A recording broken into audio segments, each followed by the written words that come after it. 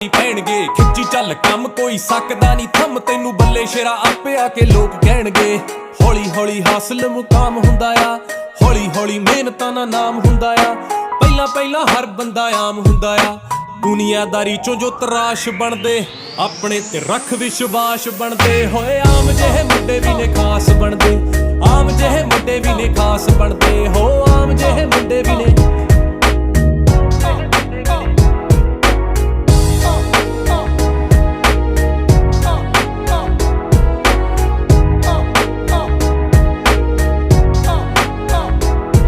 ਮਨ ਸੱਚਾ ਸੋਚ ਉੱਚੀ ਮਿਹਨਤੀ ਵੀ ਹੋਵੇ, ਜਿਹੜਾ ਉਸ ਬੰਦੇ ਦੀ ਤਰੱਕੀ ਫਟਾਫਟ ਹੁੰਦੀ ਆ।